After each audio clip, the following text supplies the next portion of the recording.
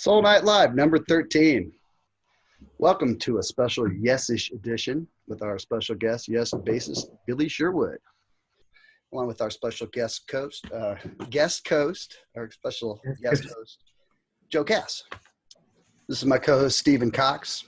He'll be keeping an eye on the Facebook stream, so if you want to ask any questions, type them in the usual spot, and we will try to get to them. We got a lot of stuff to talk about tonight, so I'm going to try and get to everything as quickly as possible. Sean, you got me now? Yeah, that's good. How you doing? All right, what's up? Good. Sorry about that. Yeah, Billy, what's up, dude? Hey, man. What's going on? Happy 4th of July. Happy 4th. Hey, Billy. How's that, better? Perfect, yeah. Incredibly handsome. There you go. Our guest tonight. So, how's your move going? It's coming to an end, thank God. I'm covered in dust and debris. Are you moving far? Are you? And plugging them back in is never fun. Have you got a new studio where you're at too? Yeah, I've got a big room that I'm using as my studio and setting it up now, and it's very nice. Overlooking the pool and the beautiful valley that's below us. It's quite nice. Right, you're on Cali. Did you move far from where you were before? I'm north of the San Fernando Valley, basically. Oh, very nice. Okay, good. Well, Yeah. I hope you like it even better than the last one. Yeah. So yeah. Well, thanks for taking a break with us today to talk about your fantastic career and all the awesome music you've been part of. We got a lot of yes fans in here tonight, and got quite a few questions that came in online over the past week, and I've got some myself. Okay. Thought we kind of start early with some of your early musical memories and kind of work forward. And Okay. And then we'll get to the questions from the fans shortly thereafter. Okay. And Joey, how you doing, man? We're having a party. Excellent. All right. So, Billy, how are you spending your days lately during this unusual time? Oh boy, it's a lot of time on your hands, and I've been working on various productions. I'm working on a Prog Collective 3 record right now, which is really cool. A bunch of great artists involved in it, and it's the third in the series of the Prog Collective stuff that I've done. And working on a few other projects, and also have been doing actually like online lessons for bass, guitar, or engineering, or production and songwriting, whatever said person is interested in wanting to know a little more about. And that's been really nice to do, and very gratifying to see working with young kids who are starting to play instruments and see their improvement, happen. It's great. It's been fun. Well, that's awesome. Productive time. Yeah, teaching's like one of the best parts, kind of taking what you know and giving it back, Yeah, I mean, I've never done it. So for me, it's kind of a new area. And you don't really realize how much you have in your head until you're trying to go back to the egg and explain the beginning part of the learning of things to someone. And there's just a lot of knowledge there. I feel sometimes like I'm inundating and giving too much information at once and sort of overthink, but it seems to be working out well, and people are quite happy with it. Hey, Try to go over all the modes in one lesson. That's my word of advice to you as a fellow bass teacher. Don't go over all the modes in one lesson. Yeah, like what a week. Yeah, I know, right? Hey, Laura Bell's wondering what kind of coffee you're drinking. Starbucks, of course. Starbucks. Okay, excellent. Dark roast. So now you know. Excellent. I just made espresso on the stovetop like my grandmother. So I'm here with Mark from TMR. We're drinking coffee and vodka. Good mix. And, Wow, that's a gnarly mix. And my shows are Separate cup. subsidized by Dr. Pepper. I have My water. dental bill was too. Sean told me this was a party, so I came ready. You know what I'm saying? That's right. Cool. Yeah, it's the 4th of July. We might as well party a little bit, right? It's like it's not dark enough for you to have fireworks yet, Billy, but over here it sounds like the bombing of Dresden. but in a good way. I don't know where you're going to get fireworks because they've clamped down on it over here in California. Yeah, well, it's awful dry out there. Yeah, could be. Well, it's not so much the dry thing; it's the social distancing stuff and the Corona craziness that's gotten shut down.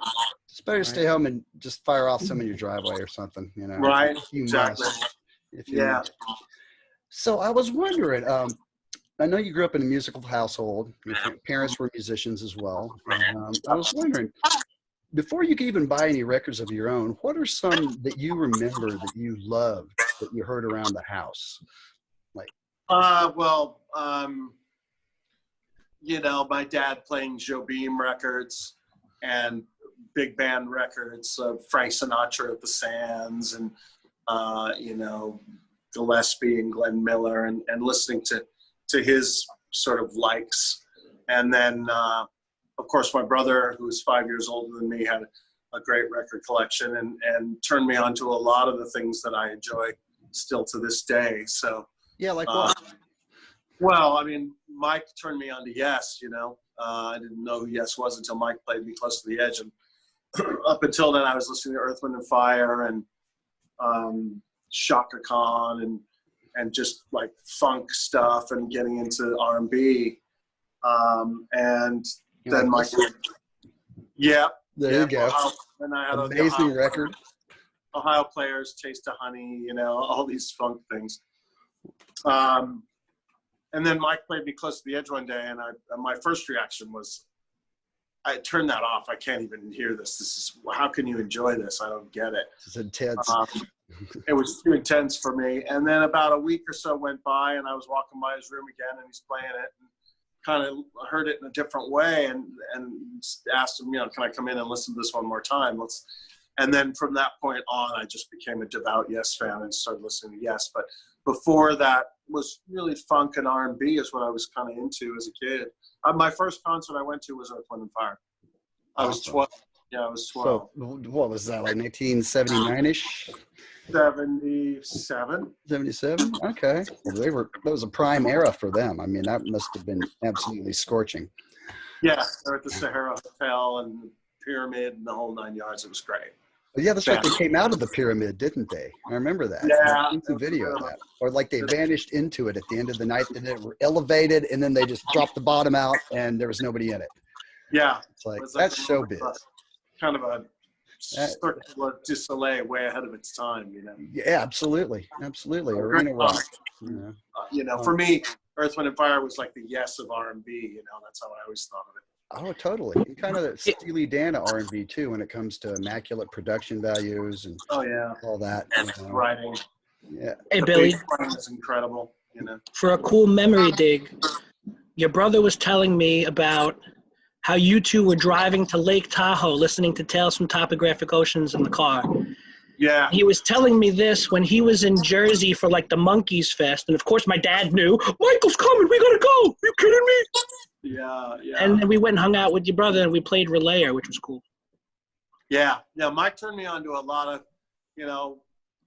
fusion stuff, Weather Report, Mahavishnu stuff, and also, Peter Gabriel and Genesis and Floyd. I mean, most of what I dig, Mike turned me on to.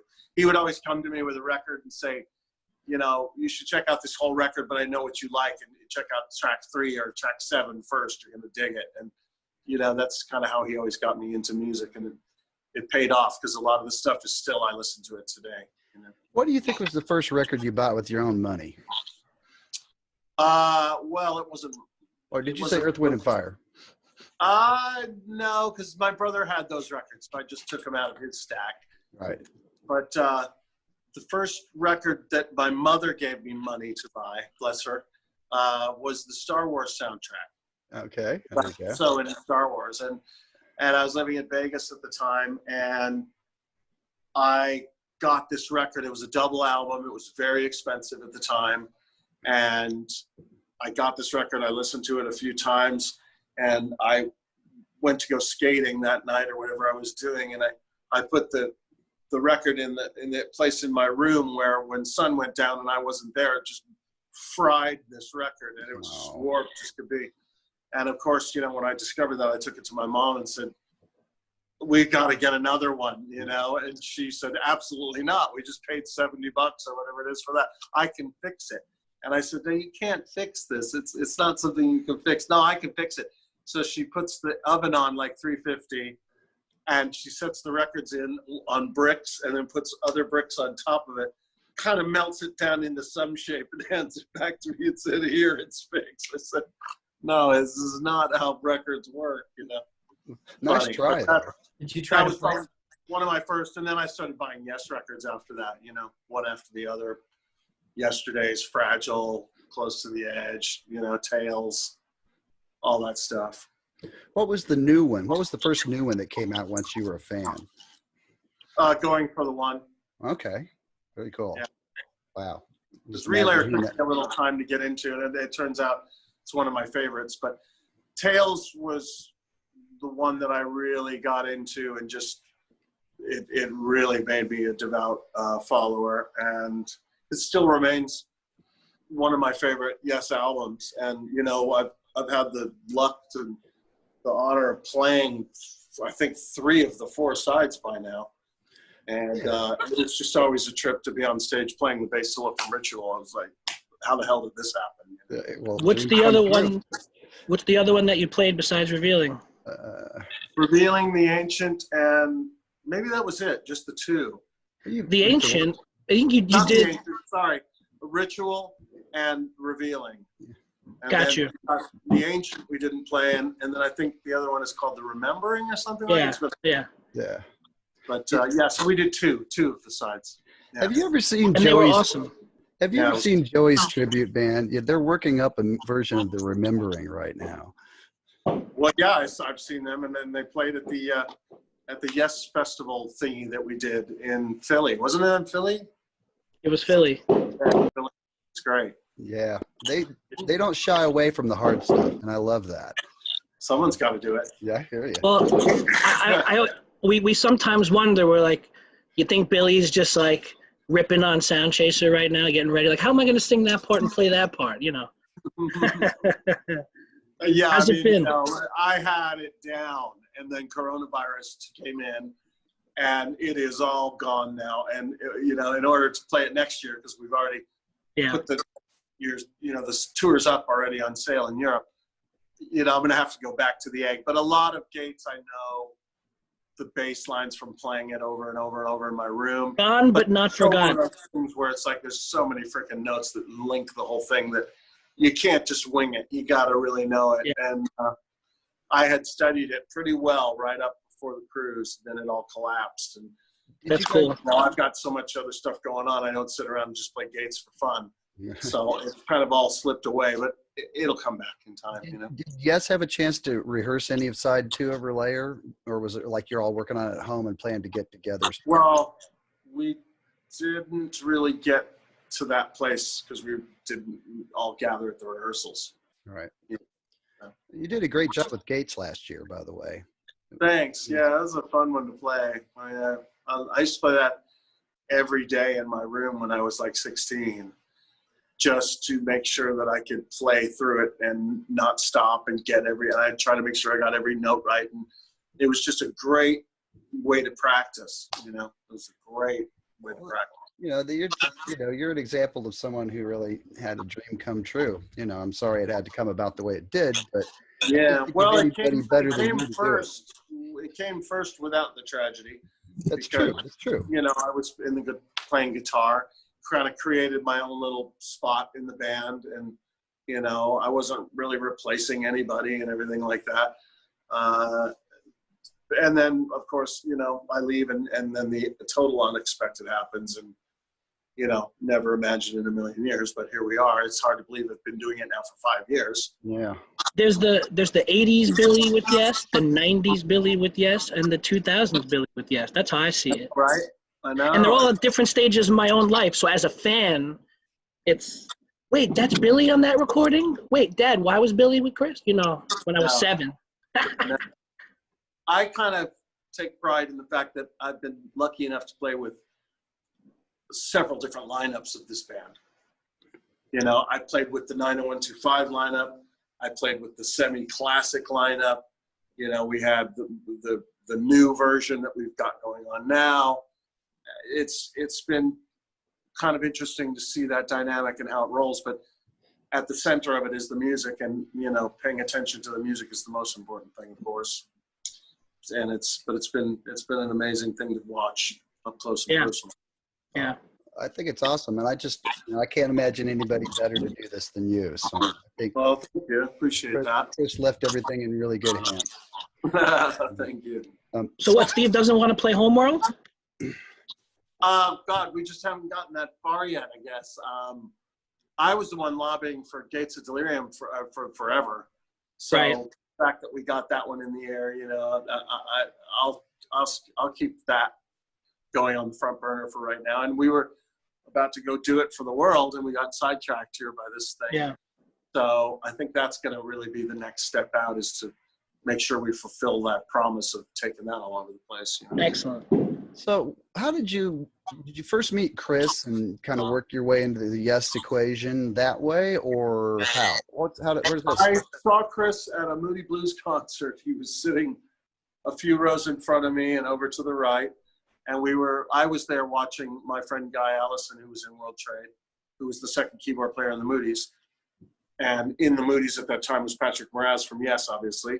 And so I came to see Guy, but I was also going to meet Patrick for the first time. I was kind of excited to meet the guy from Relayer.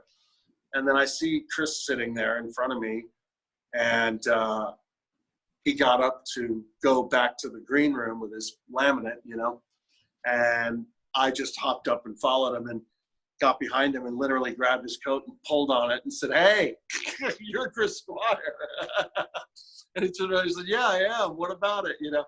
And I, told him what a huge fan I was. And that was our actual first encounter. And then we were backstage together because I had my own laminate through Guy, and I didn't want to bug him or anything like that. But we had a mutual friend and an engineer named Tom Fletcher, who's a friend of mine who's worked with me on a bunch of records in the past, and Yes too. And Tom was in Chris's ear all night going, you need to meet this guy. So when I walked over to say hello again the second time, Chris was kind of like, "This guy tells me we should hang out. We should do stuff together." And then it just kind of started from there. "Do you want to go to dinner? Do you want to write a song?"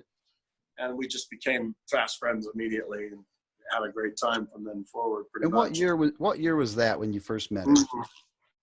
Well, I want to say 88, 89, somewhere in there. Right before Union kicked into gear, about a year before Union. Okay. So late 80s. So The More We Live is the biggie that, kind of was He heard the World Trade demos and was intrigued by that. I didn't know that when I was grabbing on his coat. And it was after Tom told him, "This is the guy from World Trade." And Chris told Tom, "I've heard these demos. They're great, blah, blah, blah."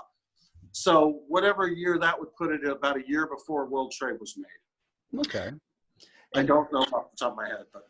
And was The More You Live like on the top of the pile out of a bunch of songs you wrote initially, or was it the first song you wrote together? It was the very first song.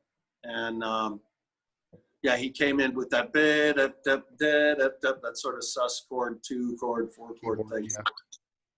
And I kind of came up with this idea of the lyric back and forth thing, and then an answer, and then back and forth, and met with him and showed him a bunch of lyrics, and he said, "Yeah, let's pursue this, let's go." And then we just started bringing in Tony Kaye and Alan White. We got involved, and before we knew it, we kind of had this thing going on, and it ended up on the Union album. Yeah. Was Trevor on that track too, playing guitar? Yeah, Trevor ended up playing the guitar solo. Okay. Yeah, I thought so. It sounded like him. Yeah. And John, of course, came in and sang it. Yeah. That song is really one of the better ones on that album, I think. For many people, it's their favorite. It's very popular amongst the people who will listen to the record. Yeah. It's not it's gotten a lot of heat in the the days. Well, in hindsight, I think that album has aged better than its reputation lets it be. I think I really. Yeah, the same can be said for a lot of the material on Open Your Eyes. People have come back to it decades later and going, there's things on there I kind of like. It's like, well, better late than never, but okay. The shit was great in 97. The shit was great in 97. It's even better now. I think for a lot of classic rock fans, the 70s catalog is really all they're familiar with. And maybe, Honorable Lonely Heart. And after that, I think Yes just kind of dropped off the radar. So yeah, it's fun to talk about these 90s albums because there's a lot of great music there that most people probably don't even know exists. So if nothing else. Well, and you were also transitioning musically, genres were changing. Nirvana comes into play and grunge takes over. And, there's always that sort of popular trend that bumps the trajectory of this or that.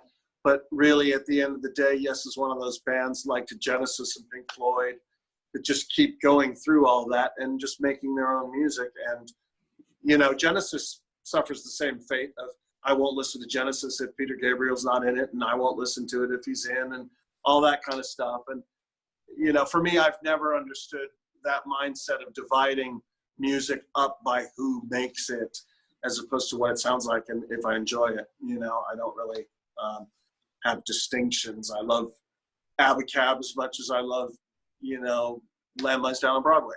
You know what I mean? Sure. And some people look at me like, how dare you say that? It's like, well, sorry. Billy Sherwood trivia. His first Genesis album was Trick of the Tail. Did I get that correct? Yeah, that's true. Yeah, I heard Dance on a Volcano and was pretty much in from the moment I heard that opening drum fill guitar riff together. It was like, I'm in. Yeah. Sean told me if I get 3 facts, I get a prize. So that's one. I'm 1 for 1. Oh, there Baby. you go. We'll drop it in the mail. So, how does union strike you guys all these years? Well, as I said, it's gotten a lot of heat from a lot of people. I mean, Rick Wakeman hates it and is very open about it. I think that every album, it has its context, and the feelings from the band come from the production itself and how an album was made. Sure. And I don't think because the fans weren't there when that happens, they don't have the luxury or the burden, depending on how you want to look at it, of suffering any of those politics, and they just hear what they hear, and they either like it or they like it. They don't remember, oh, that's right, that day in the studio, this, that, and the other, and I wasn't happy, or I was happy.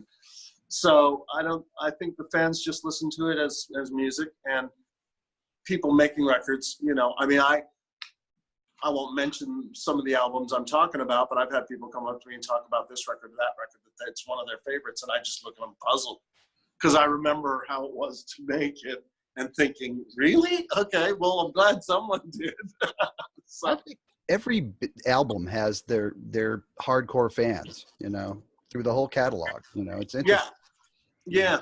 And I've always tried to just let the listener decide and not really give them the gory details of how these things are made. No one wants to see the sausage factory. They just want the hot dogs. You know what I mean? Right. So that's kind of my theory on it. As long as the meal's tasty, then who cares how it was made? And when you're Would you producing like records, some sausage? when you're producing records, you're listening to it, as an overall thing. And sometimes things get politically strange inside there when you're trying to make a final production, and people's feelings get hurt, or other people are happy it's turned out that way. It's part of making records. There's a beginning, a middle, and an end, and there's happiness and drama inside all of that. A give and take, getting your way, not getting your way, But at the end of the day, the speakers do the talking, and it's really up to the listeners to decide what they like, I think. Yeah, that's true. How about the tour? Did you get a chance to check out? Talk someone into hating a record if they really love it. After running a progressive rock forum for 20 years, I can safely say that it's a lot easier to talk people into buying things than to talk them out of it. Right. Certain car wreck kind of mentality where it's like, oh, you say it's bad. Well, I better go see just how shitty this really is.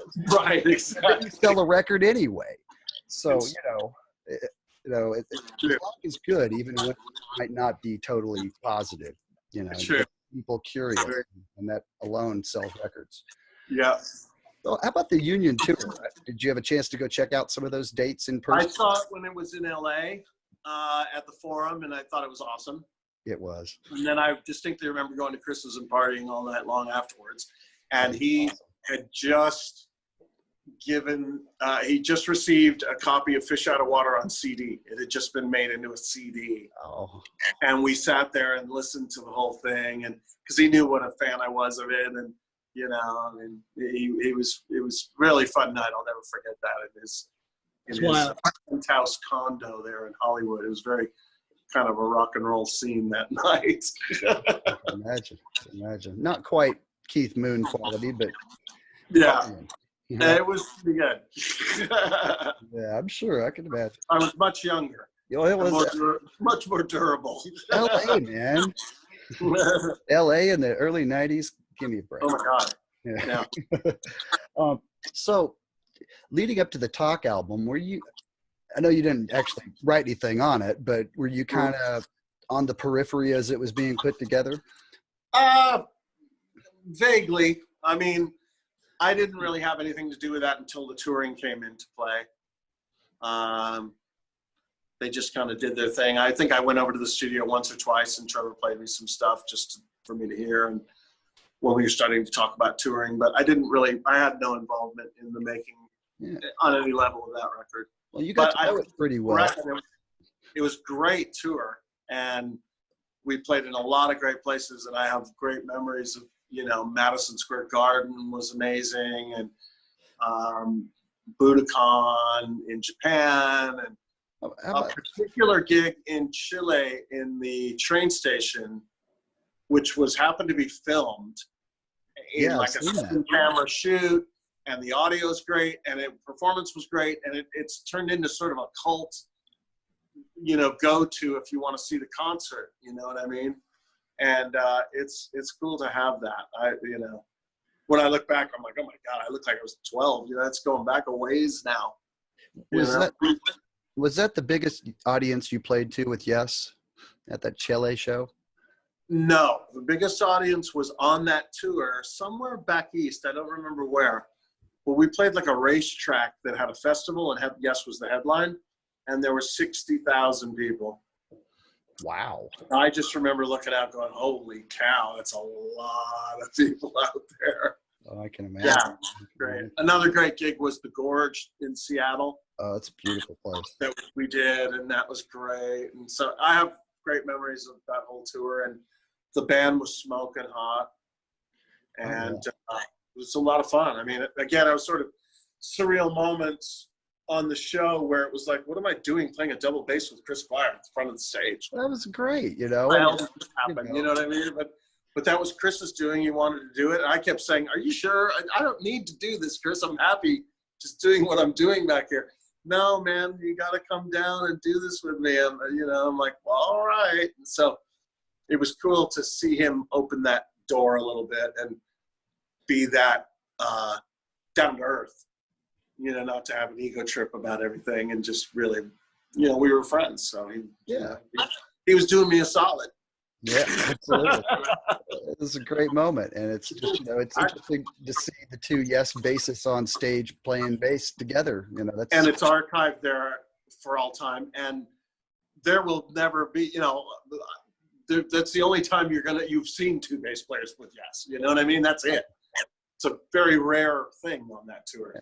Yeah, that's very true. That was a great tour. You know, I thought even the older stuff sounded better on that tour. Almost like hanging around with the 70s lineup kind of taught the 80s lineup how to play the 70s stuff better.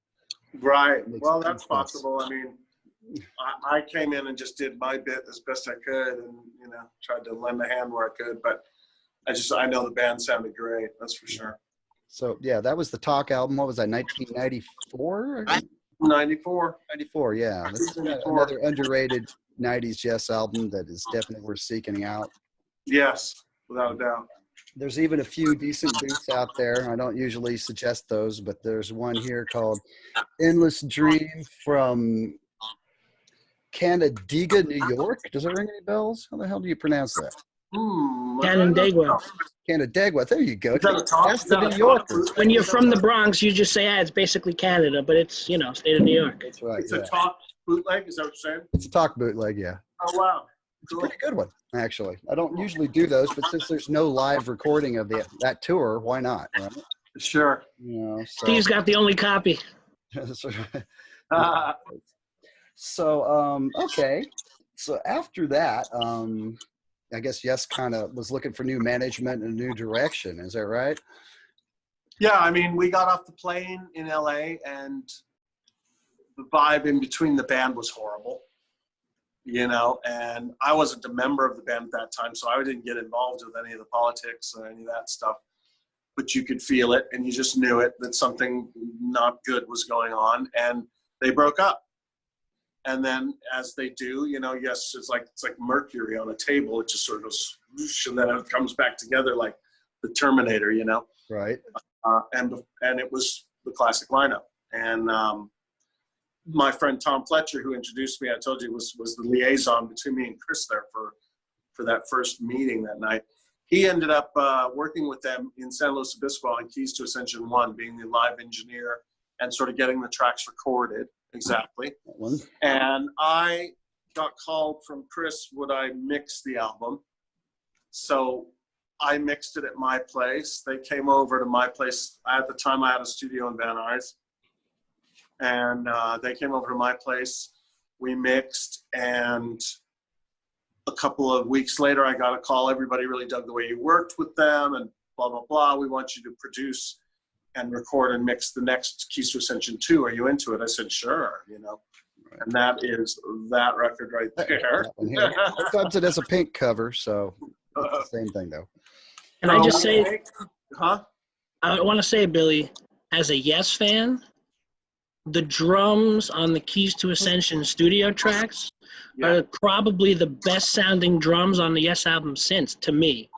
Yeah. When I listen to Heaven and Earth and I listen to some of the more recent albums, I'm saying, you know, those are the drums we're looking for. Yeah, I mean, you know, I'm a drum freak, so I like that attention to detail in that department. Other people are just like, it's drums, let's get on with it. You know, but I like to work on them a bit more than that. So I ended up producing and mixing and working with the guys on Keys 2. It was at that point, mixing the very end of Keys 2, that I was sitting there doing my thing, and Chris was in one chair and John was over on my couch in the other, and the phone rings and John picks it up, and I could see from his demeanor something's wrong, so I stopped the tape, and what's going on? And he said, Rick just quit again. And I thought, oh, wow, I'm not even done mixing this thing. Don't you guys have a tour? And they did have a very big tour that was to be. And it kind of brought everything to a complete close except for finishing the record. And the band sort of scattered. And that was like the second time I'd watched the band scatter.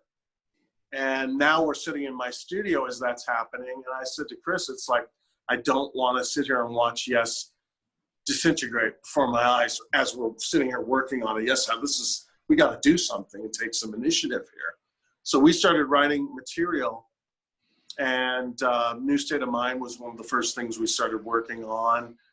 And then The Solution and a couple of other things. And then we took Open Your Eyes from the Conspiracy project, which was called Wish I Knew at the time, and we turned it into Open Your Eyes and sent, you know, Chris and I working on this stuff, send it to Alan, what do you think? And Alan was like, yeah, let me play on that. And then send it to John, and John got involved, et cetera, et cetera. It starts snowballing. And before we know it, we're kind of all hearing a Yes album.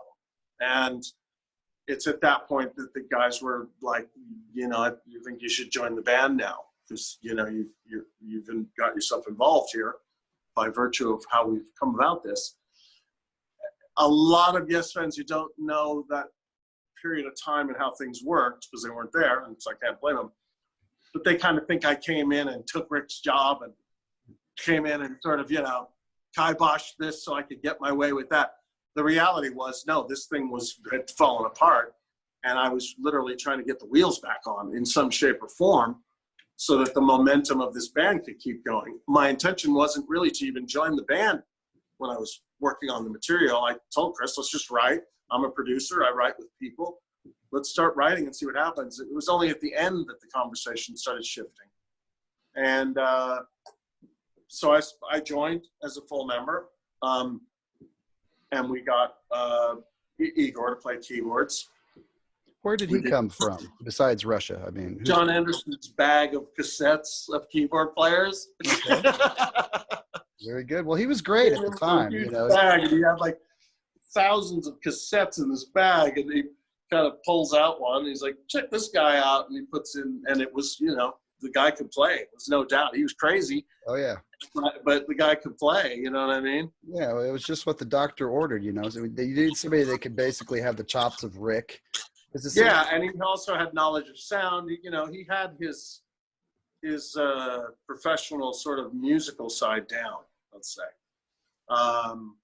So he jumped in, and so now I'm in the band as a full member here, and things are different, and I'm involved with the politics on a deeper level, and I'm involved with the band on a deeper level, and it comes time to make another album, and the band decides, you know, we should get an independent producer now that you're in the band. You should be on this side of the glass, and there should be, you know, with us, and there's a guy over there doing his bit. So we got Bruce Fairbairn to produce The Ladder, which was a album that we made in British Columbia, Vancouver. And it was a good time up there. We kind of all lived in the same sort of condo tower. Everybody had their own little apartment, and we'd meet every day at this church, this empty church that we rented, and started writing. And we wrote for months, ideas back and forth, and came up with The Ladder. You know. Do you mind if I ask a couple more questions about Open Your Eyes? Sure. I've got some Ladder questions too. Where was that recorded? Was that all recorded at your studio? At my place, yeah. Okay. Yeah. And was Wish I Knew the only tune that was left over from the kind of the Chris Squire experiment days? Yeah.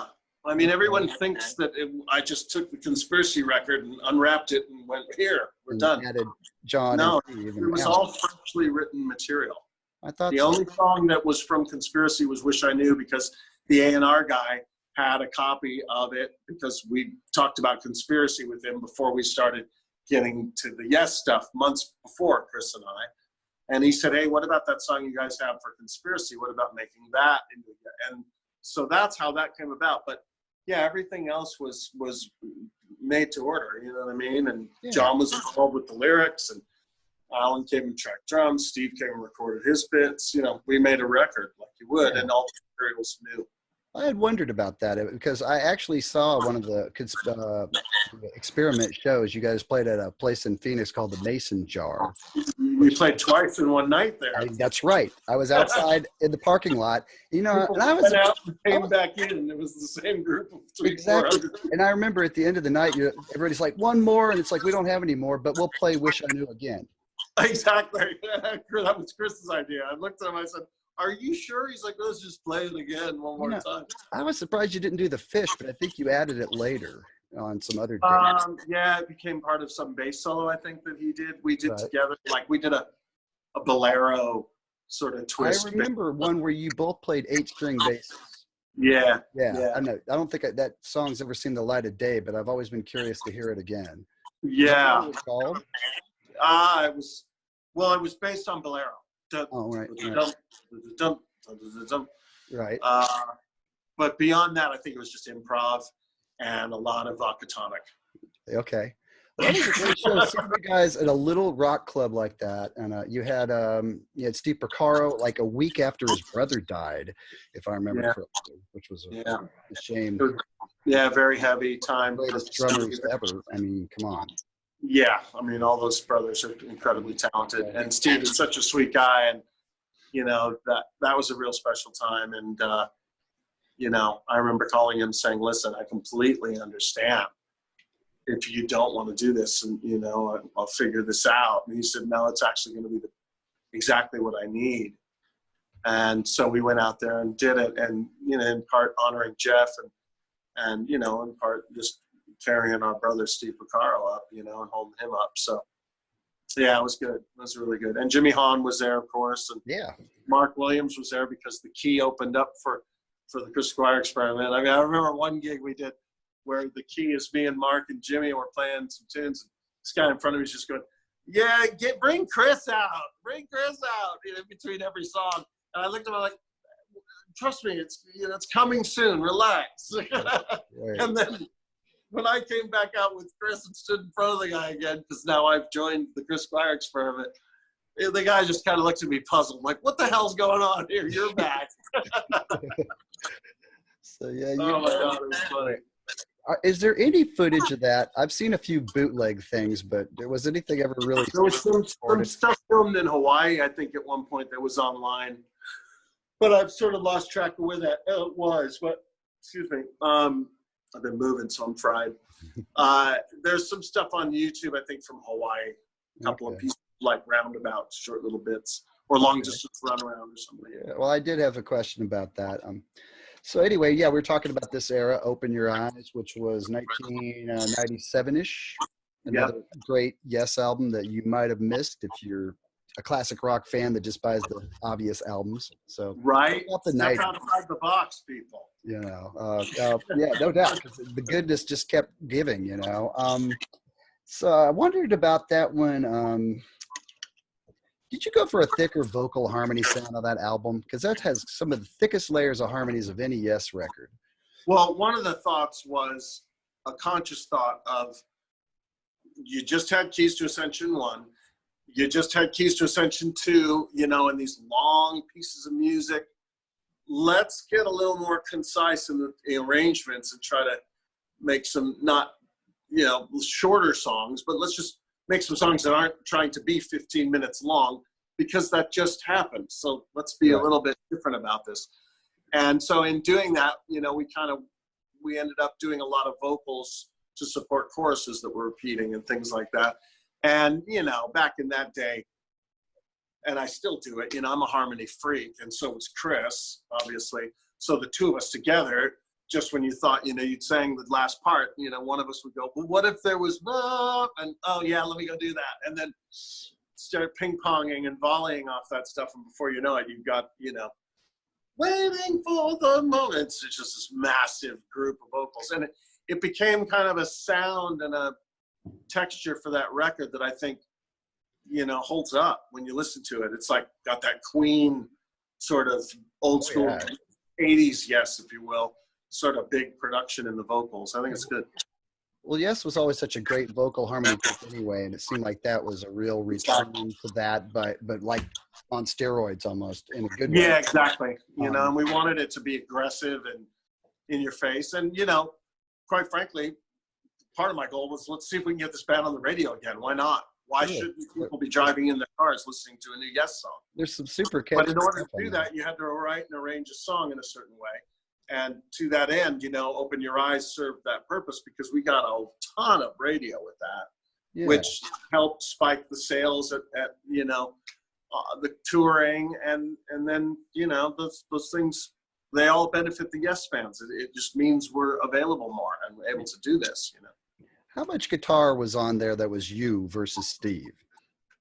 It's probably at the end of the day. I mean, I played a ton of the rhythms that are there, and Steve really took the lead role, because by then I'd crafted the arrangements of a lot of things, and Steve came in and took the lead role. Okay. And he played some great acoustic. He did all the acoustics on there. Like a tune, like one of my favorites is Fortune Seller, with that 8-string bass. Isn't that like your Carbon 8-string bass? And that's my Spectre 8-string. Yeah. Sorry, Spectre. Yeah. Yeah, and you know, that seems like, is it like mostly you on there and Steve's just playing lap steel, or? Pretty much me playing rhythm and him playing lead steel. Yeah, that's kind of how we do it. How about all those little lead kind of melodies, you know, before the verse? I'd have to listen to it to know, but you know, there's some obvious ones that you can really tell, because my style is nothing like Steve's. Oh, yeah. Right. Point. Like on The Solution, there's a few guitar breaks that we decided to leave as my lead riffs, and they kind of feel and their texture and their approach different. It's kind of obvious to tell, I think. Sure. But for the most part, Steve was, you know, the lead guitar player, and I played the rhythms. And I always looked at it as sort of building the house, you know, framing the house, and then Steve came in and put all the pictures on the wall, you know, as far as that record goes. Any idea what inspired the cover art? By any chance, did this have anything to do with it, or was it just? I don't remember that being any. Was it just kind of like we don't have a lot of ideas, and Roger Dean is in Iceland this year, so we're gonna do this? I think it was more to do with the management wanting to just have you see Coca-Cola. You know what I mean? Right. Unobstructed, huge Yes logo. This is us. You know, and that's a management decision, not. You know, and one that at the time I wasn't really too involved with in terms of the artwork because it's Roger Dean. So, I almost think that had it had a Roger Dean cover and a 10-minute epic on it, people would be revering it even higher than they do. It's possible. It's possible. But, when I go back and listen to the first 2 Yes albums, they're very short, little quick songs that go by. Yeah, but they're crammed full of all kinds of interesting things. That's my point, and that was kind of the throwback to try to get to a little bit in that, and I think at the end of the day it does hold up. I mean, when you listen to it, there might be a few things on there that make me a little nervous to listen to, but for the most part, when I hear it, I think I'm proud of that record. You know what I mean? I'm good with that. I stand behind my dish. It's got it's got a lot of energy to it, that yeah, it did. And I think Billy, sorry, Sean, go ahead. Go for it, Joey. What you got? I was gonna say, can you give us a 1-800, please? 1-800. That's funny. That's right. Yeah, I always watch TV when I work. It's just a thing. I'm a media guy. I need the TV on behind me while I'm working. I like a little bit of action going on in the studio, so I'm when I take a minute to take a break, I can tune out for a second. And so in my studio at the time was my TV, and at the time it was Dionne Warwick's 1-800 Psychic Friends Network. And it was starting to drive me nuts. And that's what started giving me the idea of this song. Because I was like, wow, is anyone calling in? I mean, who's doing this? You know what I mean? So that's where I got that idea for the 1-800. 1-800. Yeah, that's one of my favorites on there. I think that's just a great tune. I love 1-800. Exactly. Yeah. Is that you singing lead on Man in the Moon, or is it Chris, or both of you? Chris. That was Chris's. Wow, he sounds a little different. Chris's tune. For the most part, that whole thing was pretty much Chris's tune, and I kind of helped develop it. But yeah, that was his thing. Okay. Very cool. Well, moving on to The Ladder, which was done in 1999. Is that right? Sounds right. You'd have to look, but I need better glasses, and the font is red on blue ink, so it's hard to read. The tour definitely started in 99. Yeah. Yeah. Was there any particular? I mean, does the Yes album ever start with a certain goal? Like, this time we're going to have some long epics, and we're going to try and tick all these boxes? Or do you just kind of write and pile up the songs and kind of let it become what it could become? Well, it's kind of funny because the business side of things and the record labels and the sort of, that branch of the music business, if you will, they'll always say, Fragile 2. If I hear Fragile 2 one more time, I'm going to kill myself. You know what I mean? Right. That's what they want Fragile 2. As a musician who writes music, and you can ask any other musician, or writer, you're never going to rewrite the things that you wrote before. No, and that's a stupid way. You're evolving, and your expression is evolving. And so to try to do that would be kind of insulting the listener, I think, a little bit, personally. Yeah. Especially as a Yes fan, because Going for the One doesn't sound like Fragile 2. You know what I mean? Tails doesn't sound like Going for the One. And for me, this is going back to Open Your Eyes. Open Your Eyes doesn't sound like any of them. So, it's kind of like you're always wanting to find, for me, its own voice in a project. And I think you can talk to your blue in the face about we're going to make Fragile 2, and you're going to end up with a record that doesn't sound like Fragile. Sure. Unless you're really trying to mimic it, and then what's the point? So you've got that factor, and then the musicians who are just writing material, and no matter what precedent you put on the style of the writing session, you're still going to end up with what you write, and it's going to be different than what you thought you were doing, unless you are analytical in your writing and you listen to, you know, I want to recreate Britney Spears' Toxic. Here's the tempo, here's the drum groove, here's, you know, and you bend the chords just enough to legally get out of the way. But, you know, that's not what Yes does. And so do a prog version of Toxic now? And so Toxic to that prog. end, you know, that's what Yes doesn't bother with that. So it's a creative process. Say what you want to at the front of the writing session, but it's anybody's guess what you're going to get by the time we're done. Yeah, absolutely. Really. Any idea why they went back to the square logo for this? What is that exactly? The ladder. The ladder. Oh, I think it's just to get a different flavor. Okay. It had been used before, you know. Yeah. So were these all new songs that you guys wrote once you got to Vancouver, or were there some of them? But what they were things that people had in their, you know, archives, so to speak. You noodle around at home, you bring something to the table and share it with the band. And there's one song on there that I brought in, the guitar part that is the rhythm that kind of glues the sections together of the verses.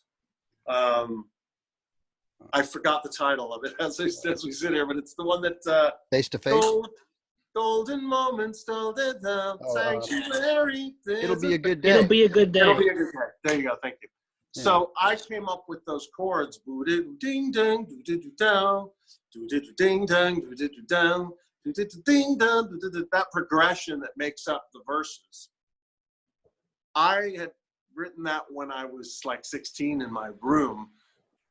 And when I joined Logic and was bringing material in, I brought this progression in to see if this could make it to the Logic album. And they all said, it sounds too much like Yes, we don't want to do that.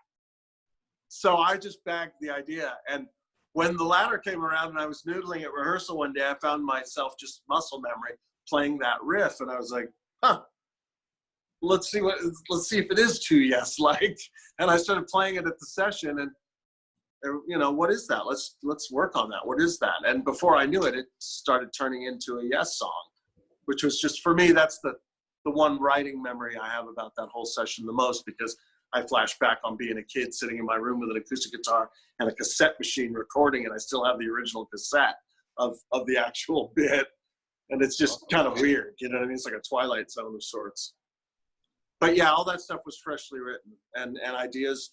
Everyone brought in ideas, and we just commingled and created the whole thing, which was a great process, really, at the end of the day. They were great live. Oh yeah, and that was the first time that Yes had written a record like that since the '70s, wasn't it? Well, the cool thing was you knew it was going to play live because you were actually we were playing it. We tracked the whole thing live. We all set up at Fairbairn's place, Bruce's place. We set up and tracked live, and we got, you know, everybody played their parts. If there was a little fix, you go back and fix it. But for the most part, what you hear as the core of that record is us standing there together playing the songs. And that's why we knew when we were going to tour, it was a no-brainer. We're going to play this whole record because we've been playing it. So, you know, we'll all remember it. The House of Blues, House of Yes is a great CD or live album. Yeah, no, it is. It's good. It's got a great energy to it, and the production of the video is really nice, and you know, and it was filmed in Vegas, which is Vegas, where I'm from. So you know, it was a special thing. Yeah, that was Sure. great. And I saw you guys at a place here called the Tabernacle, which is an old church in Atlanta.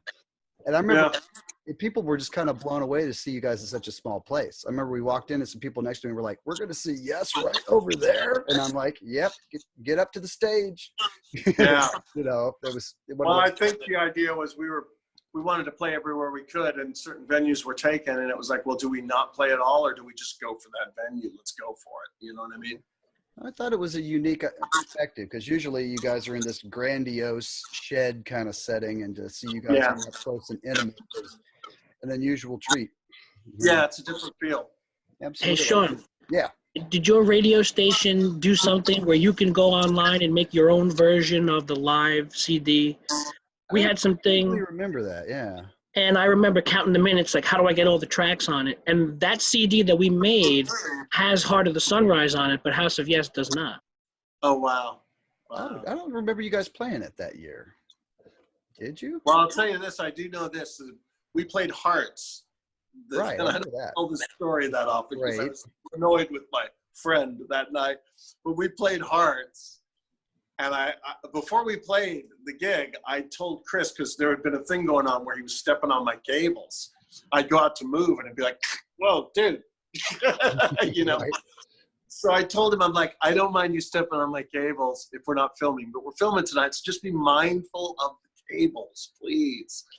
And sure enough, I went out for the solo of Hearts. And I looked down, and the cable's out, and I looked to the right, and Chris is just standing there, because it's a big whole note. He's not playing anything. Right. And he's looking down, and his foot is literally on the cable. And so now I'm reaching over, and obviously, so that kind of blew the take, so it's not included in that DVD. Oh, that explains it. But it was really, I mean, and we had that track smoking. It was great. I was so bummed. I said to him after, I'm like, dude, of all the nights, what's going on over here with your feet? Wasn't Close to the Edge played that night too, but left off the DVD? What's that? Didn't you guys do Close to the Edge also, but it didn't make the DVD? I don't remember that part, but it's possible. Okay. Yeah, I almost feel like you guys Definitely. kind of added it in the middle of the tour, maybe just for that particular show or something. Maybe that's why it got left off because it wasn't quite maybe. I don't happy remember. enough. Something like that sounds familiar. That happened with the Watching it Union. online, but then when I bought the DVD, it wasn't on it. That happened with the Union 100%, because the Gonzo recording that came out a few years ago didn't have Close to the Edge. And you asked me, was I sure about Heart of the Sunrise? I could be mixing up different scenarios, but there's something that we have on that radio station version of the 99 tour that wasn't on House of Yes. Yeah. I think Awaken was the big treat for that tour. That's the first time you guys had played it, I think, with that particular lineup. Yeah, that song's always amazing. Big confetti ending and stuff. That was pretty fun. Yeah, it's a great song. It's one of my favorites. That's beautiful.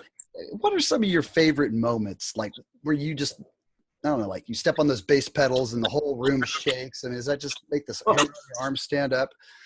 I mean, there's the moments I like the most are the bass solos, obviously, because I can honor a Christmas trip and then go out on my own direction with it, which is kind of cool. The moment that I can remember being my most, oh my God, this is a nightmare moment, which is kind of funny now with time. But, as a musician and an entertainer, you always have those dreams of like falling on stage. That's one of the nightmares you have. And then the other one is being late to be on stage and the band is playing and you can hear them playing. That's like another classic nightmare kind of thing. So we're at the Barclay in Boston. And this is me playing bass now. I forget what year it was, but we're at the Barclay at Boston. And Steve Howe had been playing 2 acoustic guitar solos. So he'd been doing clap and one other piece, right? And he'd been consistently doing this. And so that night in Barclays, I went to the back, when he started his acoustic guitar solo, I went to my dressing room for a minute to do something. And as he's playing, I'm hearing clap. And as I'm walking farther, because Barclays is huge, and my dressing room's way, way away, I start losing the guitar a bit, but I'm singing it in my head. So I'm like, okay, he's done with clap now. He's starting the next tune. And I'm looking at my watch and getting myself together. And as I open my door to come back out, thinking I got time, I hear, is Billy Sherwood in the building? And I'm like, oh, wow. No. He decided that night not to play the second song. So that's been going on a while. Is Billy here anywhere? And I'm hearing this on a PA over in Barclays. And I'm like, oh my God, no. So I start booking to the stage on this very slippery floor. I just bought these new silver shoes that were slippery as hell. I round the corner to come up on stage. And when I get on stage, they're already looking at me like, what the hell's going on here? Dude, we're at that show. And do a face down onto the stage. Oh, man. And I just kind of lied there and thought, Chris, I thought you wanted me to do this gig. What's going on here? And Dude. then I just kind of shot up and took a bow, and we got on with it. But it was definitely the most stressful of any yes moment I've had. That's for sure. That was the Barclays Center in Brooklyn, and I'm sitting here with Mark, and Mark is saying we have that on video, actually. So that was at the arena in Brooklyn. Brooklyn, that's right. Hey, Mark. Love your guitar playing, brother. Yeah. So anyway, that's. Thank you. Well, you're not alone. Remember, Trevor fell off the stage like last year with ARW. Yeah, I know. It's a nightmare. It is a nightmare. You're in all these unfamiliar places, and it's dark half the time. It's a wonder it doesn't happen more often. And these shoes that I got were so incredibly slippery, and I knew they were, but I just needed to get back up there, and so I kind of did myself in once I got up there, just hit the dust, face down on the floor with the spotlight on. Can't get any worse. There's a video of John Anderson folding. I think it's the 90125 tour. Again, Mark is like an archivist.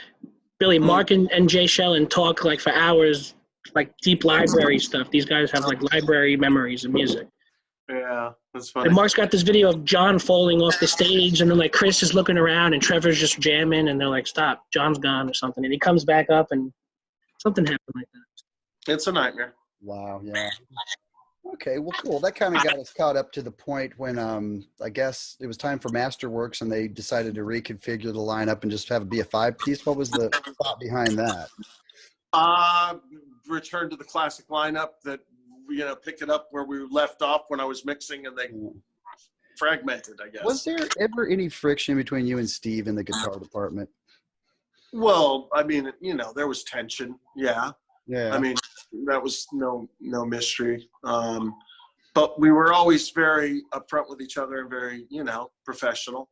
And it worked itself out. I think in hindsight, looking back on what we did, especially because there's so much of it to look at on YouTube, that what we did was working. It might have been stressful at the time a little bit because, he was used to being the only guitar player in Yes, which I got that part, Sure. But the reality was life had taken this band in a different direction, and somehow, I'm a part of it, and it is what it is. So, but I could see that they were heading back into that classic mode. I could read the wind, so to speak. So I just went back into my world of production and jingles and thought it was a good time to split. And went my way, and then they went their way. Yeah. And I thought that was probably the end of my Yes experience. But I had also learned from years before that every single time I thought that's the end of my Yes experience, it came back to me. And it would keep coming back at me. And so by the time they had done their thing there, and now they've got a new singer, and John Davison is in the band now, and I get a call from Steve Howe, of all people, asking me, can you jump in here and help produce the backing vocals and get us over the finish line, because we've only got 3 weeks left of production. We kind of are at a standstill here. Heaven and Earth, right? The last Yes album?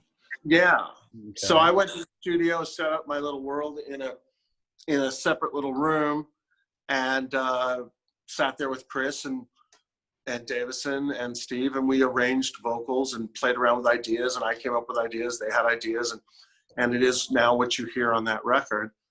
I recorded all that upstairs with the guys. So I finished that session, and again, I'm like, well, okay, that was interesting all these years later. Haven't seen them in ages, and I thought that was it. And then I got a call back from Chris a couple weeks later. We're not happy with the mixes. Can you mix this thing? So I said, sure. So I mixed Heaven and Earth, and then they go out on the road and they start producing live DVDs. And so I mixed live at Bristol, live in Mesa. I've kind of lost track now because they blur into I'm mixing now the records that we do, and I'm in the band now. So it's kind of a blur, but long story short, I'm mixing their records, and I'm in the loop with them again. So when the time comes that Chris is sick, Chris asked me to fill in as a sub, and under the understanding he's coming back, of course. And then, the rest is kind of history, as they say. And that brings us to where we are now. Yeah. You know, Question about Heaven and Earth. How much of a stamp do you think Roy Thomas Baker left on it? Or was it he just kind of was around for a little while and then kind of split and left? I don't really know. I don't know because I wasn't there, and I don't know how that whole show ran. You know. Okay. So, How does that album sit with you now that you listen to it? well, it's like another Yes album that has great material on it, and with an open mind, you find something in there that feels very Yesified to me. And you know, I really got to know John Davison by working closely with him on that album and working on all the vocals. That was the first time we'd met. And he's a super lovely guy, sweet guy, and a really great musician with great instincts and a passion for Yes that I respected because it felt like the same kind of passion I have. You know, that it wasn't just a gig he stumbled into. You know, he knows Yes music like we all do. And so, Chris loved him. yeah, so for that, I was really happy to see. And, you know, I think it's cool. We played a bunch of it live, too. It played well on stage. And, you know, like any Yes record, I think, you know, you can't kind of compare everything that the band does to Close to the Edge because it's not the same yardstick by any measure. Not even But some people. every album has its own merit and its own musicality to it. It's Yes, you know what I mean? Yeah. And for me, I'm a believer. If Chris there could loved be- it. Yeah. If there could be another Yes album, what would you want it to be like? Well, I'd want it to be great, and I'd want to like it. You know, that's the other part of this whole equation is as a songwriter and a kind of artist guy, to really have conviction about your music, you better like it first, because then you've got a shot at someone else liking it. But if you just fake it and go through the motions and you're not crazy about something, chances are it's just going to kind of No. So I want to like it, and I'm pretty sure I would like it because, you know, I have a hand in it, and I'm not exactly a wallflower when it comes to opinions in the studio. So you know what a proper Yes album needs, and I think it'd be but you know, you're also dealing with personalities, so it's got to somehow fit in with everybody's you know, version of what that is. But I think too, at this point, we've all worked together. I mean, I've known Steve Howe a very long time now, and you know, we've worked together in several ways for a long time now. So we have a great relationship on that level, you know, where we're having a great time on stage together and really enjoying this. And he, you know, I know he's excited about the idea of a new album, and same with Alan and Jeff and John. And, you know, of course, Jay's there. We'll see how it all works itself out. But I think at the end of the day, if everyone's participating and giving it their all, it should be something interesting and great. It goes back to, you know, what's it going to be? Well, God, you don't know till it's done, but you just want it to be great. Is there any inkling that there might be one? I mean, it seems like this is a great year to write some music. There's plenty of time, right? It's Right. like, I believe there's another Yes album coming at some point. Oh, I really hope so, because I think you guys have a great lineup, and it'd be great to hear you guys do some Yeah, stuff. and it's, you know, it's time. I mean, part of the problem for me was because, you know, I've been hearing this cry for a new album for quite some time now. I mean, like I said earlier, it's hard to believe I've been doing this now, playing bass with Yes for 5 years, but that's 5 years. It's quite a long time. And in that period, I'm on tours, you know, and the meet and greets and whatnot, I'm constantly hearing, you know, we need a new album, we need a new album. And I don't talk about it a lot, but the reality is, you know, I was not comfortable at all with the idea of making a new album close to Chris's death. And, you know, there had to be a wide berth of respect there and not just racing to get into the studio and trying to do something. Because I didn't, you know, I didn't want to step on that sacred ground. And, you know, the last thing I want to do is look like an ambulance chaser or something. So I wanted a nice wide berth between him and whatever will be this next step. And obviously I'll be playing bass on it. So I'm going to bring my thing to it and honor Chris's thing as well by proxy. I mean, that's why we got along so well. We thought the same way. Absolutely. But I think now that there's been this much time, that it's okay to start thinking about it. You know what I mean? I think that would and be great. It's right. It'd be great. All righty. Well, I got some fan questions now. I thought I would just kind of go through the timeline a bit and kind of do some. Maybe we'll take a break. I'll go to Denny's and grab a bite, and we'll continue this. Grab me a club sandwich. I need a wee and a vodka, man. Steven knows I like those club sandwiches. Oh, he loves those club sandwiches when they get them right. I have a bottle of Tabasco. When they get those right, it's a winner. I know it, and they don't always. One time they brought me the little bread, and I was like, "What are you doing?" It's all about getting that bread toasted a little bit extra.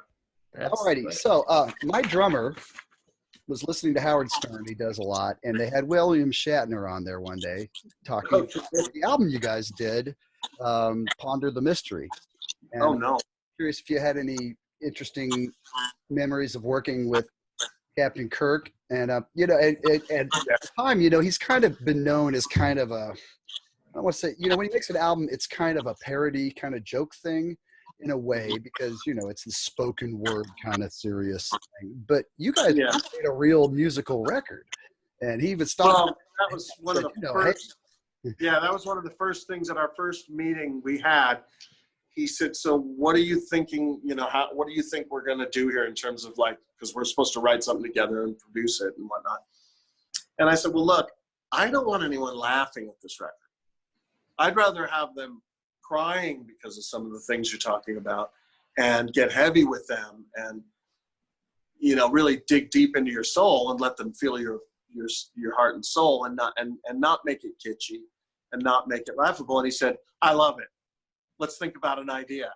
And so Bill, being the way he is, he's super creative and he's really fast. He's always got great ideas. So they're always really, really quick. Calls me the next day, goes, "I thought about it. It's called Ponder the Mystery. It's about a guy who's got everything in the world, but at the end of the day, he's really got nothing until he realizes it's the love of his family that's tying his whole world." And I was like, whoa, exactly. And so we went down that road, and it's got a lot of emotional pull if you listen to it in that way. I mean, there's some of that melancholy chordal stuff against some of his lyrical content. I think there might have been a little shock from some of the fans who wanted to laugh at it and found themselves like, wow, wait, I can't. Well, I don't understand this. But my involvement and the people we brought in pulled in a progressive rock crowd a little more. And I think they were a little more open to the idea of it. And, it's kind of was accepted pretty well. And was just an amazing record to make. I mean, who wouldn't want to hang out with Captain Kirk for that long? Amazing. Yeah. And, we've become very close. And he's truly, I can say, a friend. He's a dear friend. And, he's always doing these Monday night football gatherings with all of his buddies, and I'm always invited to these parties, which are great, to hang out and just watch football with Shatner, I miss it. Since we didn't have it, I miss it. I think I see some pictures, and it's like a celebrity kind of thing, isn't it? I'm trying to remember who else was there. I there. don't know who too. I sort of stand in the corner and go, "Whoa, check out who's here tonight." It's. I'm a bit of a fanboy, so when Fonzie walks in, it's like, okay, I can't walk up to Henry Winkler and start going at him because, I'm at Bill's place. I got to be cool. I got to be the cool dude. So, but it's funny. Say, hey. I mean, Dwight Yoakam's there, Brad Paisley.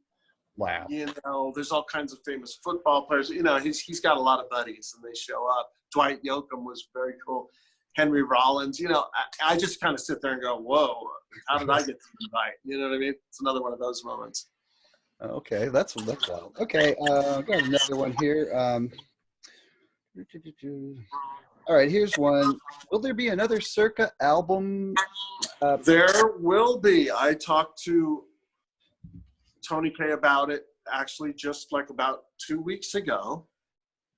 And because we made the last album, Valley of the Windmill, on Frontiers, and Frontiers just renewed the option for the next record. And so we're off and running. It's early. We haven't written a note yet. But yeah, there will be. That's cool. And mentioning that, another person said, Circa's Valley of the Windmill is a favorite thing that he's ever done. So you got a huge fan of it out there. Oh, that's cool. Has he done any more writing in that vein that could go on another Circa release? or maybe as some of us speculated here, that the new material like that on Windmill could be used as the basis for a new Yes album? Well, I don't think it could be part of the Yes album stuff, because that's going to come from a different place, as I said earlier, you know, with everybody having ideas. Whereas Valley of the Windmill, you know, those ideas are Tony and I together sitting there, so they have distinction. And that's how we're going to approach the next album too. Tony's got ideas, I've got ideas. We listen to them together, we talk about them, we merge them, and that's how they become those things that give Circa that sort of little bit of a thing, you know, that has a different edge to it than the other stuff. So I don't think, even though it's kind of funny, I thought it was always kind of interesting back in the day when Circa was just starting out and going through its motions, second album, third album, is people comparing it to Yes like this is Yes, when in reality, to my ears, it's really nothing like Yes.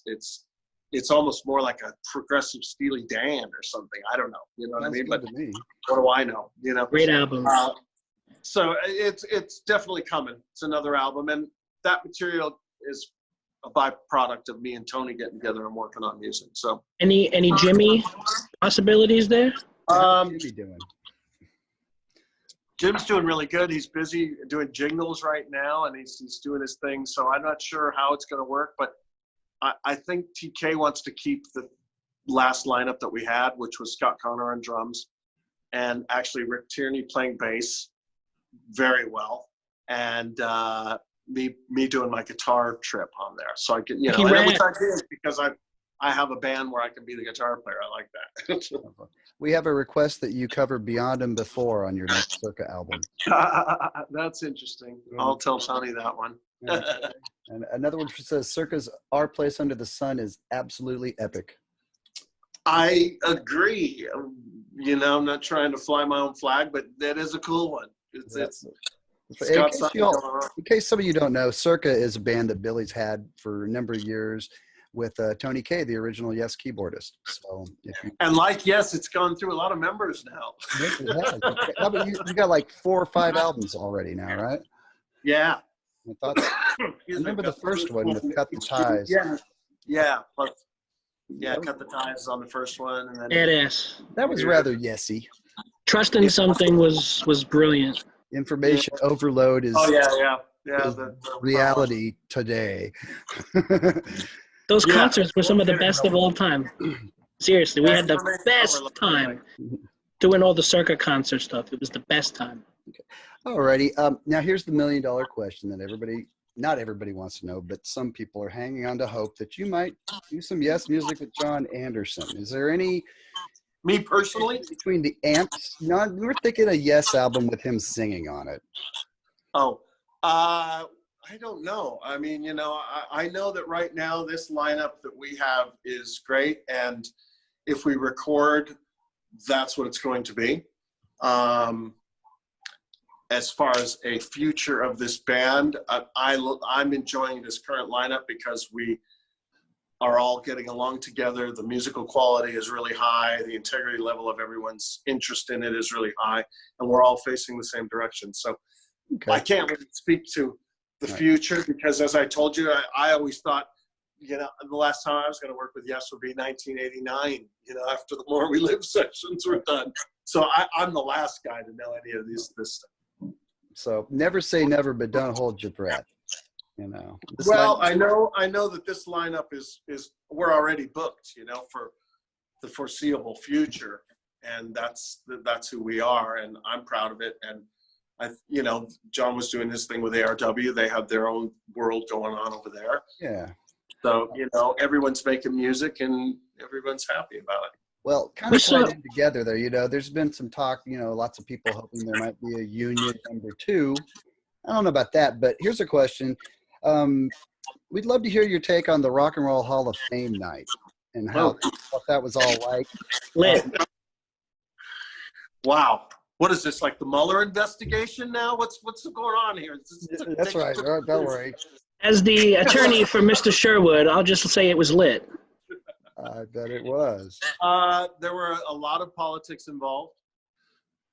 And, you know, beyond that, it's just not much more I can say. I would have loved to have played it in honor of Chris, but it didn't turn out that way. And c'est la vie, as they say. Was it a fun night for you anyway? It was very interesting, that's for sure. Yeah. I don't know if I'd use the word fun, because it was filled with, I mean, it's kind of obvious there would be tension there, right? You got these two, right? I mean, right. It's not like I'm telling secrets out of school here. No. So it was just weird. Somehow my dad hugged Bennett. It's weird, because there I was watching my favorite band being inducted into the Hall of Fame, and somehow I'm sitting at the table involved in all this weirdness, which, you know, I didn't ask for. I was just asked by Chris to play bass. That's all I know. So anything beyond that, and it wasn't a Yes gig per se. So how it's going to end up, and, you know, I mean, when you've got Geddy Lee playing up there, it's not a Yes gig, you know. So I just kind of rolled with it, had my drinks, and got on with the evening. How'd you think Geddy did? Geddy's amazing, you know. Know it. He could play Happy Birthday, and I'd be front row. Right. With the VIP pass. Had you met him before? I did not. Okay. And it was a funny meeting, because I met backstage in the green room, and I went up to him because I'm a fan. Sure. And I went up to him and said, Geddy, I'm such a huge fan, man. My name is Billy Sherwood. I've been following you for forever and love your playing, and, you know, it's great to meet you. And he looks at me and goes, why aren't you doing this tonight? And I said, in a word, politics. Just leave it at that. That's the name of the new box set. There you have it. It was cool to see Bill Bruford pop up for that. That was great. Well, that was actually one of my favorite parts of the night, was hanging with Bill, because we got to meet and hang out and became kind of fast friends. He's a funny guy. Super funny. And he's quick. And I like to have a good laugh. You know, that's why I got along with Chris so much. We'd laugh all the time. So that was a great part of the night. That's for sure. Okay. And it was great to see Yes get inducted. I mean, all the nonsense aside, it's still my favorite band getting inducted into the Hall of Fame. So, you know, it's about time, is what I was thinking too. Yeah, I thought it came together as a pretty good performance. And I was also thinking, it's too bad the Rock and Roll Hall of Fame didn't figure this out before we lost Chris. No doubt. Yeah. So that was kind of also sort of an irritation factor too. So it was a weird night, a lot of emotions. I can imagine, but I'm glad you were there anyway, you know. I was too. I wouldn't have missed it for the world. I mean, I went to the sound check, you know. You weren't going to keep me out of there. What'd you think of ELO that night? I thought everybody was great that night. ELO was great, yeah. Yeah, I mean, just on the record. I think Jeff Lynne has a painting in his attic that's getting very old. Has what? A painting. It's like Dorian Gray, man. The guy never ages. Right. Yeah. Here's another one. I'd like to know his take on the future Yes drummer touring studio situation. What was the reason for? Well, I'll ask that first. How's Alan doing? And what's is it? Alan's doing great, and you know he's been playing great, and you know he had some back issues that he had to deal with, and Jay Shellen seemed like the real obvious choice, because Jay played with us, you know, me and Chris in Conspiracy. Oh yeah, you did a great job. And you're dealing with a band that has a rhythm section. That relationship between the bass and the drummer is key. And my thing with Jay is, like, you know, we could hit the same downbeat in a room with no lights on. You know what I mean? That we just are in sync like that. So it was kind of a no-brainer that this was the perfect remedy.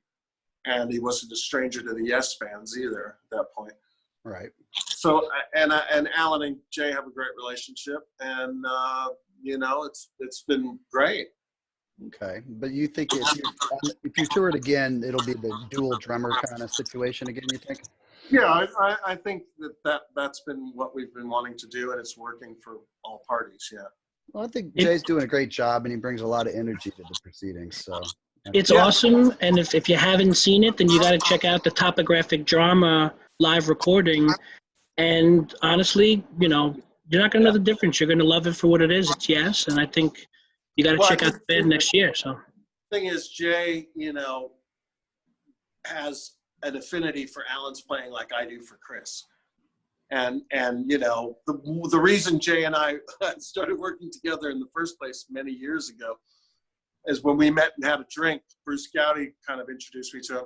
We met and had a drink, and I asked him, "Who's your favorite drummer?" And he said, "Alan White." I said, "I know I'm going to love your playing." So kind of goes from there. All right, I got another one. We got a couple of questions too. DJ Kyle. Yeah, what you got, Steven? They're unrelated to Yes stuff. There's Emma asks, are there any good stories or experiences from working with Asia? Which I thought was kind of. Well, that's another one of those double-edged swords where it was emotionally a bit of a roller coaster from playing live and being super sad.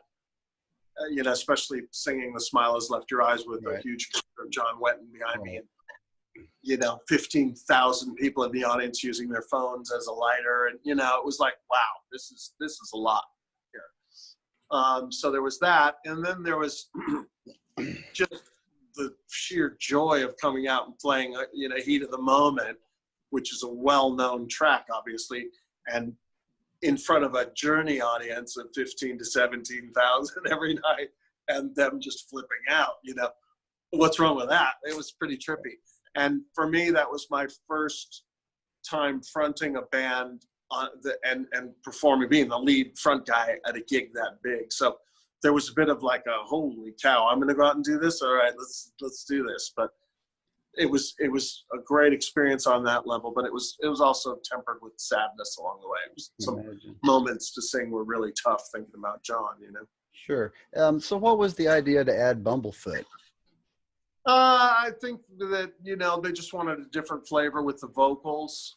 You know what I mean? My voice is my voice, and they were in a bit of a pinch, and it worked for what we were doing. But I think, Bumblefoot's a little more suited for that Wetton range and that tonality, I think.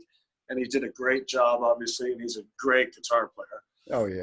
Super cool dude. Great I love guy that to work. fretless guitar he does. I mean, that's so hard to play. Oh, I know. And he's a good showman. He's got his chops together on all fronts. And so it felt good. And he's a team player. It felt like a good band right there. All right, I got a question. Someone would like to know, they're curious about the Squire Sherwood songs that were written and recorded around 1989 and 1990. The More We Live, Say Goodbye, Love Conquers All. Are there any versions eventually included on the Conspiracy album, or was it re-recorded? Does that make any sense? No, I know what they're. Love Conquers All. I think I know what they're trying to get at. Like when we did The More We Live, there was these other songs we worked on. Love Conquers All, Say Goodbye, and The Lonesome Trail. That was the period we were working on those which is how this whole thing started with me, is Billy Sherwood will be the lead singer and replace John Anderson because John's doing ABWH. So this is the perfect guy to fill in and be the lead singer of Yes. The problem was that I didn't want to do it, and I was never going to do it. But everyone around me was telling me I'm going to do it. Lawyers, managers, the band, and I could say, no, I'm going to work on these songs with you, and I'll sing them if you want me to in the studio, but I'm not going to be the lead singer of Yes. No, it's not going to happen. So in that process of doing that, in that particular time frame before Union comes together, ABWH is still over on Arista. Yes is on ATCO without a lead singer. That's when I come in. We do The More We Live. We do Love Conquers All. We do Say Goodbye and The Lonesome Trail at Cherokee Studios in Hollywood. And there is no Yes happening yet. It's an experimentation sort of period. It didn't last long because right at that period is when ABWH collided with Yes, and they turned it into Union. And I saw that coming, which was another reason why I didn't want to take the gig as the singer, because it was like, I see this coming. I'm just going to get out of the way. So in my getting out of the way, those songs I figured are going to go by the wayside, and somehow Chris really liked The More We Live, and I think John liked it, and so that song ended up on there, but the other three didn't have a home on that record. So when the box set comes out, they put out, I believe, Love Conquers All is on the box set, and Say Goodbye. I'm not sure if The Lonesome Trail made it to the box set or not. I don't think so. I don't think so. But so that material was that period of time, and it was all in that same era, if you will. Did you re-record Love Conquers All for the Conspiracy release? Because you released a version of it. No, it's the same one except Jimmy Hahn's playing guitar instead of Raven, and I'm singing Okay. forever. Okay. So it's That's my cool. original vocal, and it's actually the Conspiracy version is the original version we had, and the version on the Yes thing is after I gave the tapes, they were back then, to Trevor, and he re-recorded the guitar solos and sang the lead, and I thought he did a killer too. It's a great version. All right. Yeah, it's good. Another question regarding that time frame. Chris Squire mentioned in an interview from 1994 that Andrew Jackman had done orchestrations for some songs intended for Chris's next solo album. Of course, that ended up becoming Conspiracy, but whatever happened to the orchestral arrangements? I don't know if that, I don't remember any of that part or hearing anything of that. Okay. Not sure where that info comes from, but I know that Chris and Jackman had a relationship and we're talking about it a lot. If there was something going on musically, I never heard the demos, and Chris was pretty good about playing me everything he was working on. So I don't remember that part, really. All right. We kind of touched on this earlier. It says Yes has been focusing heavily in recent years on recreating albums from the 70s in concert. But I'd like to know if there's any chance of songs from later periods coming in, like The More We Live, Homeworld, etc. Maybe somewhere down the road, but as I said earlier, right now we're focusing on Relayer because that was the what we were going to do before the zombie apocalypse started. Right. But, you know, we're going to just pick it up right afterwards. But you never know downrange if if some of that material will find its way. All righty. All right, let's see here. Has there been any talk of getting either Tony Kaye or Pat Mraz more involved beyond the recent cameo guest appearances? Not at the moment. You know, we're kind of back to the core 6 guys with Jay, obviously, and just doing that right now. Okay. When listening to Topographic Oceans, do you usually skip side 3? No, I don't skip any of it. No, I'm just kidding. What's your favorite side? You skip it. I don't skip it. My battery's giving me 10%, and I've lost all of my chargers from the move. So we've got about 5-6% left here. All right. Well, I think- we'll try and talk quickly then. I think Joe's heading out. So Someone's got a barbecue here. It's almost midnight in the Bronx. The party's still going. I hear you. Oh my God. I think we can probably make it to midnight at this point. We're just 12 minutes away. if you gotta go, Joe, just go ahead and head out unless you got a final question to say or anything. Just much love to everybody. Keep rocking. Stay safe. And Billy, we look forward to finding out when the American tour dates are. So I hope you don't slip anything out tonight. Man, you know, I can't wait to hear that news too. No doubt. I mean, it feels so far away. It's like, let's go. Let's get it on. Later on. Sean, this was great, man. Thank you. Do it again sometime, brother. Take care. We'll do. Rock on. See you, bro. Later, Bill. Later, Steve. Later. All right, Billy, just a couple more here. Appreciate you dropping by. I've really enjoyed it. Sure. Great to shine some light on this era because it's not quite as well known, but I love it. Have you ever considered continuing Yes after Howe and Downs and White retired? Wow. You know, I never considered being the bass player of Yes, so I can't really consider anything beyond where I am right now in the present, really. And I know that Yes music is going to live on in some shape or form because it always will. We'll just have to see what happens in the future. But, you know, I'm just more focused on the present right now and just keeping it all going. I totally understand. Here's another one. Billy arranged and produced a Todd Rundgren tribute album featuring various musicians playing alongside Rundgren's original master vocals. Yes. How did that come about? How did you choose who to take part? Did Todd have any input? Was Todd happy with the result? Were you happy? Well, it's a funny thing because it was the weirdest record. Got just Todd's lead vocals were licensed to a label. Just the lead vocals. So in other words, there's nothing but the lead vocals, right? And I built the whole thing around the lead vocals. So it's a bit like taking a painting and holding it somewhere in a room and then saying, cool, this is where the living room and the whole thing's, the fireplace will be back there. And you've got to rebuild the shell of the house that painting is hanging in, because the painting being the lead vocal, right? So it was weird. But the good news is I'm a huge fan of Todd. So I knew it like the back of my hand. So it was easy for me to create it and understand the arrangements and what's going on with the parts and the chords, because I'd already, I love Todd. I love Utopia. Chasm Sultan's one of my heroes. Oh, I know all that stuff. So it was kind of easy on that front. But it was one of the weirdest records I've made, because you start from the end and then work backwards. It's like having dessert, then the dinner, then the salad, then the dinner rolls. It's weird. Right. Well, I love Todd too, and that tour you guys did together, that must have been pretty cool, getting a chance to watch him. Yeah, it was very cool, and getting a chance to hang with Chasm and Prairie Prince and all those guys. I mean, great people, great musicians. And I think some people don't realize, unless you're a real big Todd head, that, Todd's more than hello, it's me, man. He's multifaceted diamond, It's just, well, one of my favorite records was Tortured Artist Effect. Is still like just that was in my vinyl picks. One of the featured albums on Sean's intro. Yeah, as it should be, right? I mean, that record's timeless. I know, and it's just a contractual obligation. It's like Todd's toss-offs are better than most people's best stuff, I mean, yeah, I love that weird, so. Related to that question. Well, he's actually.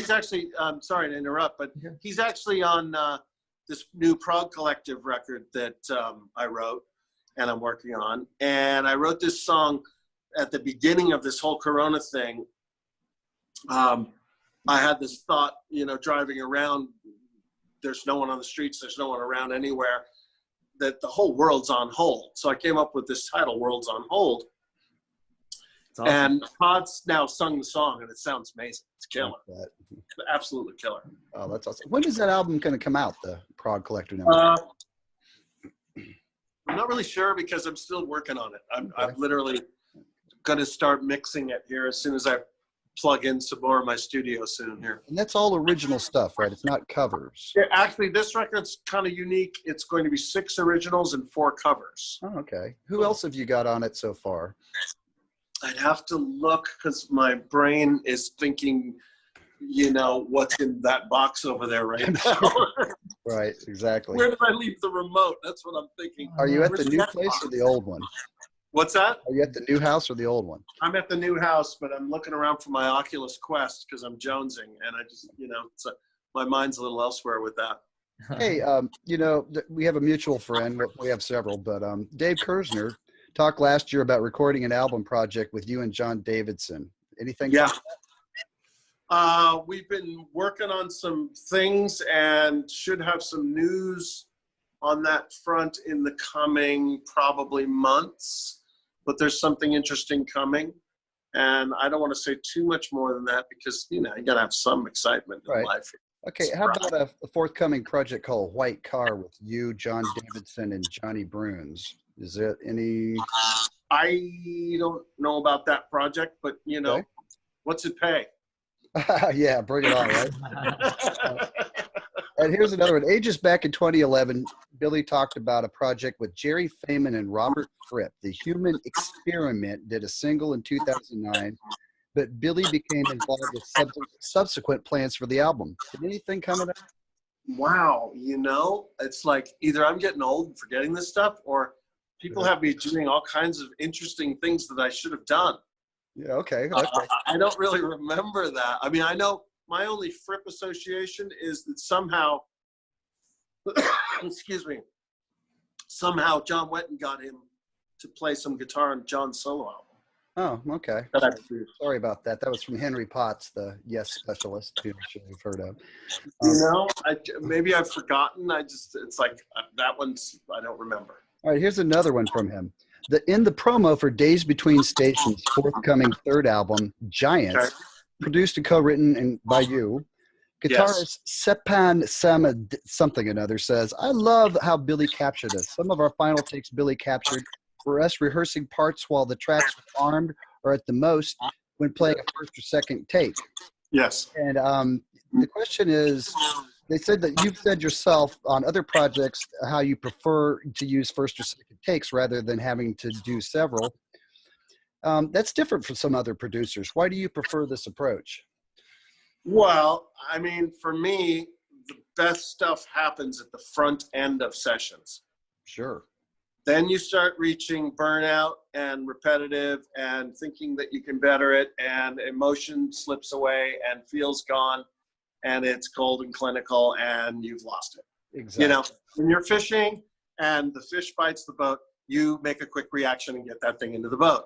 If you mess around with the reel and try to hit too long, that fish is gone. So for me, the best stuff happens at the front end of sessions, and I am a little bit known for that. Ask Jay.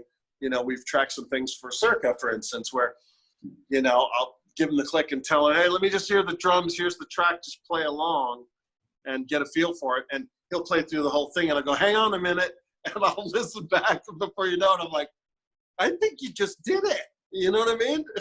Listen to this. That's the best. That's So how we did our think album. where inspiration comes from, and I do that a lot with my own stuff, solos and stuff. I'll grab the guitar, get the sound, and play for a few minutes, and if it's there, it's there. If it's not, I don't really chase it. But most of the time, it's there. You know what I mean? Just because, as a musician, you're inspired to play when you're inspired to play. You know what I mean? Yeah, sure. All righty. Well, let me tell you all about a little bit of what's coming up, and we'll wrap it up. All right. Next week, my guest. Who is my guest next week, Stephen? You remember? Oh, we're going to have a Near Fest reunion where you remember the Northeast Art Rock Festival that happened for about 10 years? Yeah. I used to be on the staff and attended years before that, and my friends Rob and Chad are going to come by and we're going to reminisce. We're going to have a surprise artist drop in that you might know, I'm sure. All right. And then the following week, I've got Wings guitarist Lawrence Juber. Remember Back to the Egg, the last album they did around 1980 with Coming Up and Good Night Tonight? Yeah. He's a guitar player on that. And he's also a fantastic finger pick chord melody style guy that plays in Dad all the time. There's a great song on that record I was just listening to, that we're open tonight for fun. Yeah. Open all our doors. That's great. I love that other one, the disco one, the ooh baby, couldn't have done a word. Oh yeah, that's great. There's some great stuff on there. Right through me. Yeah. I love that. So I went to a hotel as soon as it opened to get away. You know, I went to a casino, and on the TV was that channel X, which is great, and they had Wings live of that over America. Oh man, it was killer. Yeah, that was such an amazing band. So yeah, I'm looking forward to talking to him. And then the following week, my good friend Vaylor Trucks is going to be here. He's Butch Trucks' son, the drummer from the Allman Brothers. That's cool. We're going to look at the family tree from an insider's perspective. And after that, Dave Kersner is going to be on with his band, including the McGraw sisters, who we've all seen sing back up with Pink Floyd in the 80s and 90s. Yes, with Fernando, he's going to drop in too because he's the guitar player. And I have an interview with Rick Wakeman next month also, but unfortunately, it's just a phone interview at noon. But still, I'll take it. You know? And he's got a great new album out called The Red Planet. It's all instrumental and it's hot, hot, hot. If you like Six Wives, it's more in that ballpark. There's no stuff on it. It's just straight up prog with all the dazzling Moog solos you can shake a stick at. Right. That's snuck in there too. It's going to be great. Yeah. All righty. Well, thanks, Billy. Thank you so much for taking the time to talk with us today. And right on. Well, happy 4th of July to all of you guys and all of you fellow Americans out there. And to everybody around the world. If you were watching, thank you for tuning in. And I hope we didn't bore you for too long. I think they loved it. People really it. Right on, guys. Well, I appreciate it. Yeah, finish your moving, and I hope everything goes smooth for you. And let's stay in touch. And everybody out there, have a happy 4th. You are stronger than you know. Stay the course. We're going to be all right. Cheers. Take care, Yes fans, and everybody else. It's always a pleasure. See you next week. Same bat time, same bat channel.